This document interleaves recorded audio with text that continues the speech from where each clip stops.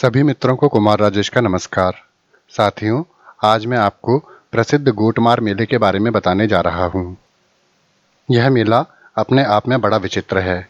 इसमें एक खतरनाक रस्म अदा की जाती है, वो है पत्थर मारने की रस्म। गोटमार मेले का आयोजन महाराष्ट्र की सीमा से लगे मध्य प्रदेश के छिंदवाड़ा जिले के पांढुर्णा कस्बे में हर वर्ष भादो मास के कृष्ण पक्ष में अमावस्या पर पड़ने वाले पोला त्योहार के दूसरे दिन किया जाता है। गोटमार शब्द का अर्थ है पत्थर मारना। मराठी भाषा बोलने वाले नागरिकों की इस क्षेत्र में बहुलता है और मराठी भाषा में गोटमार का अर्थ पत्थर मारना होता है। शब्द के अनुरूप मेले के दौरान पांढुर्णा और सावर गांव के बीच बहने वाली नदी के दोनों ओर बड़ी संख्या में लोग एकत्रित होते हैं और सूर्योदय से सूर्यास्त तक पत्थर मारकर एक दूसरे का लहू बहाते हैं। इस पथराव में कई लोग घायल भी हो जाते हैं। इस पथराव में कुछ लोगों की मृत्यु के मामले भी दर्ज हुए हैं। इसकी शुरुआत लगभग 400 साल पहले हुई थी। पत्थर मारने वाले इस त्योहार की शुरुआत 17वीं ईस्वी में मानी जाती है। यहाँ एक नदी बहती है जिसे जाम नदी कहा जाता है। जाम नदी के उस पार सावर गांव और इस पार पांढुर्णा गांव है। कृष्ण पक्ष की अमावस्या के समय यहाँ पर पोला त्योहार धूमधाम से मनाया जाता है, जिस दिन बैलों की पूजा की जाती है और यह त्योहार किसानों के लिए बहुत महत्वपूर्ण है। इसी दिन सावर गांव के लोग पलाश वृक्ष को काटकर जाम नदी के बीचों बीच गाड़ते हैं और उस वृक्ष पर लाल कपड़ा, तोरण, नारियल, हार और झाड़ियां चढ़ाकर उसका पूजन करते हैं। इस वृक्ष पर एक झंडा लगाया जाता है। सुबह होते ही लोग उस वृक्ष की एवं झंडे की पूजा करते हैं और फिर सूर्योदय से ही शुरू हो जाता है एक दूसरे को पत्थर मारने का खेल। ढोल नगाड़ों के बीच भगाओ भगाओ के नारों के साथ कभी पांढुर्णा गांव के खिलाड़ी आगे बढ़ते हैं तो कभी सावर गांव के खिलाड़ी आगे बढ़ते हैं। दोनों एक दूसरे पर पत्थर मारकर पीछे ढकेलने का प्रयास करते हैं और यह क्रम लगातार चलता रहता है। दोपहर के बाद यह खेल अपनी चरम सीमा पर पहुंच जाता है। खिलाड़ी चमचमाती तेज धार वाली कुल्हाड़ी लेकर झंडे को तोड़ने के लिए उसके पास पहुंचने की कोशिश करते हैं। ये लोग जैसे ही झंडे के पास पहुंचते हैं, सावर गांव के खिलाड़ी उन पर पत्थरों की भारी मात्रा में वर्षा करते हैं और पांढुर्णा वालों को पीछे हटा देते हैं। शाम तक पांढुर्णा पक्ष के खिलाड़ी पूरी ताकत के साथ चंडी माता का जयघोष करते हुए और भगाओ भगाओ के नारों के साथ सावर गांव के पक्ष के लोगों के ऊपर टूट पड़ते हैं और झंडा तोड़ने वाले खिलाड़ी झंडे को कुल्हाड़ी से काट लेते हैं। जैसे ही झंडा टूट जाता है, दोनों पक्ष पत्थर मारना बंद कर देते हैं और मेल मिलाप करते हैं और गाजे बाजे के साथ चंडी माता के मंदिर में झंडे को ले जाते हैं। अगर झंडा न टूट पाया तो शाम 6:30-7 बजे प्रशासन द्वारा आपस में समझौता करा दिया जाता है और गोटमार बंद कराया जाता है। पत्थरबाजी की इस परंपरा के दौरान जो लोग घायल हो जाते हैं, उनका शिविरों में उपचार किया जाता है और गंभीर चोट लगने वाले मरीजों को अस्पताल भेज दिया जाता है। इस मेले में मां चंडी की पूजा विशेष महत्व रखती है। दुर्गा देवी के जयघोष के नारों के साथ इस मेले का समापन होता है। इस मेले को क्यों आयोजित किया जाता है, इसके पीछे एक प्रेम कहानी है। एक प्रेम कथा के दर्दनाक अंत के कारण गांव वाले पत्थरों की वर्षा करके अपने आप को लहूलुहान करके एक तरह का प्रायश्चित करते हैं। 17वीं ईस्वी की बात है। पांढुर्णा गांव में एक खूबसूरत नौजवान रहा करता था। वो जितना खूबसूरत था उतना ही अच्छा गाता भी था। वह अक्सर अपने साथियों के साथ जाम नदी के तट पर पहुंच जाया करता था। एक दिन वह अकेला ही जाम नदी के तट पर बैठा हुआ गीत गुनगुना रहा था। शाम हुई तो घर जाने के लिए वह वापस मुड़ा तो उसने देखा कि एक सुंदर कन्या उसकी ओर एकटक निहार रही है। उसने पूछा कि तुम कौन हो? तो उस लड़की ने बताया कि मैं सावर गांव के एक आदिवासी समुदाय से ताल्लुक रखती हूँ। लड़के ने पूछा कि तुम यहाँ क्यों खड़ी हो? लड़की ने कहा, आपके गाने की आवाज़ सुनकर मैं खींची चली आई और मुझे समय का पता ही नहीं चला। वह कन्या अत्यंत आकर्षक थी। समय के साथ साथ इन दोनों की मुलाकातें बढ़ती चली गईं।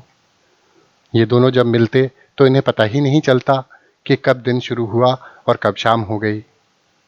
मुलाकातों का सिलसिला बढ़ता चला गया।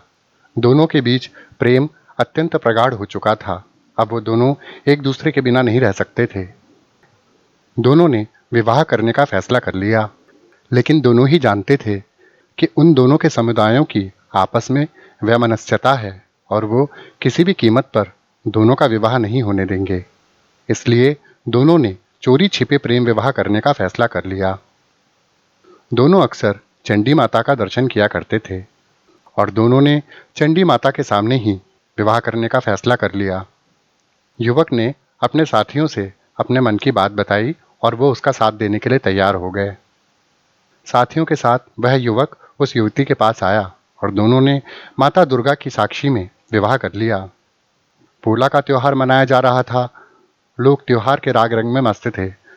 युवक ने युवती को लेकर भागकर अपने गांव पांढुरना जाना उचित समझा। दोनों ने चोरी छिपे प्रेम विवाह तो कर ही लिया था। दोनों ने भागकर पांढुरना जाने का निश्चय कर लिया। पांढुरना का लड़का साथियों के साथ सावर गांव जाकर लड़की को भगाकर अपने साथ ले जा रहा था। उस समय जाम नदी पर पुल नहीं था। नदी में गर्दन तक पानी भरा रहता था, जिसे तैरकर या किसी की पीठ पर बैठकर पार किया जा सकता था। दोनों ने प्रेम विवाह तो कर ही लिया था, लेकिन भाग्य को न जाने क्या मंजूर था। सावर गांव के लोगों को पता चल गया कि उनके गांव की लड़की को पांढुरना गांव का लड़का भगाकर ले जा रहा है। जब लड़का लड़की को लेकर नदी से जा रहा था, तब सावर गांव के लोगों ने उन दोनों पर और उनके साथियों पर अचानक पत्थरों से हमला शुरू कर दिया। यह समाचार पांढुरना पक्ष के लोगों को भी मिल चुका था। पांढुरना पक्ष के लोग भी नदी के दूसरे तट पर जमा हो गए और जवाब में उन्होंने भी पथराव शुरू कर दिया। पांढुरना पक्ष एवं सावरगांव पक्ष के बीच भयंकर पथराव शुरू हो गया। पत्थरों की बौछारों से इन दोनों प्रेमियों को भयंकर चोटें लगीं। अब दोनों के लिए प्राणों की रक्षा करना असंभव हो गया था। इन दोनों ने आसमान की तरफ मुंह करते हुए कहा कि माँ दुर्गा, बहुत बहुत धन्यवाद जो आपने हम दोनों को बिछड़ने से बचा लिया। एक साथ मरने से हम दोनों का साथ हमेशा के लिए अमर रहेगा। यह कहकर दोनों ने वहीं प्राण त्याग दिए। इनके प्रेम की पुकार शायद आसमान तक पहुंच चुकी थी। उसी समय मौसम खराब हो गया। तेज बिजलियां चमकने लगीं, काले बादल घिराए। दोनों पक्ष के लोगों को अचानक से एहसास हुआ कि कहीं उनसे कोई भारी भूल तो नहीं हो गई है, कहीं उन्हें दैवीय प्रकोप का सामना न करना पड़ जाए। दोनों प्रेमियों की मृत्यु के पश्चात दोनों पक्षों के लोगों को शर्मिंदगी का एहसास हुआ और दोनों प्रेमियों के शवों को उठाकर किले पर मां चंडिका के दरबार में ले जाकर रखा गया। इन दोनों ने एक दूसरे के हाथ इतनी मजबूती से पकड़े हुए थे कि इन्हें अलग करने में गांव वालों के पसीने छूट गए। गांव वालों को समझ में आ गया कि इनका प्रेम पवित्र था और भगवान की मर्जी इनके प्रेम में शामिल थी।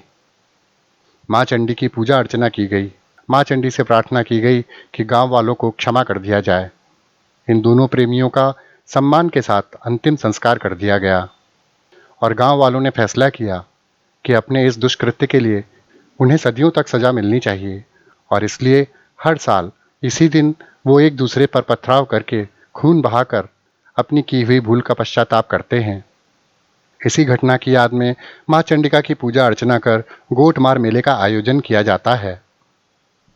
हालांकि यह मेला और इसकी रस्में दिल दहला देने वाली होती हैं, आस्था से जुड़ा होने के कारण इसे रोक पाने में असमर्थ प्रशासन व पुलिस एक दूसरे का खून बहाते लोगों को असहाय देखते रहने के अलावा और कुछ नहीं कर पाते।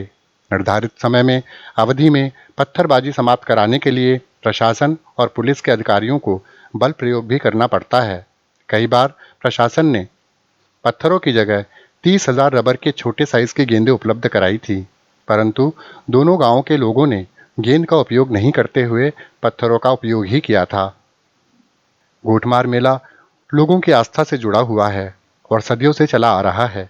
गोटमार मेले में समय के साथ साथ कई बुराइयां भी शामिल हुई, जैसे कुछ लोग पत्थरबाजी के समय गोफन का इस्तेमाल करते हैं। गोफन के माध्यम से तीव्र गति और अधिक दूरी तक रस्सी से बांधकर पत्थर फेंकते हैं, जिससे दर्शकों के घायल होने का खतरा बढ़ जाता है। जिला प्रशासन द्वारा सुरक्षा व्यवस्था के उपाय किए जाते हैं। गोफन द्वारा पत्थर फेंकने के ऊपर प्रतिबंध लगाया गया है। पांढुरना में इस दिन शराब विक्रय पर पाबंदी लगाई जाती है, क्योंकि लोग नशे में हद पार कर जाते हैं। गोफन से पत्थर फेंकने वालों की वीडियोग्राफी भी कराई जाती है। यह मेला अपने अनोखे स्वरूप के कारण पूरे विश्व में प्रसिद्ध है और इस मेले की जड़ में है एक दर्दनाक प्रेम कहानी। तो साथियों, आशा करता हूँ कि गोटमार मेले के बारे में यह जानकारी आपको अवश्य अच्छी लगी होगी। इसी के साथ अपने मित्र कुमार राजेश को विदा दीजिए। नमस्कार, सदा खुश रहिए, मुस्कुराते रहिए।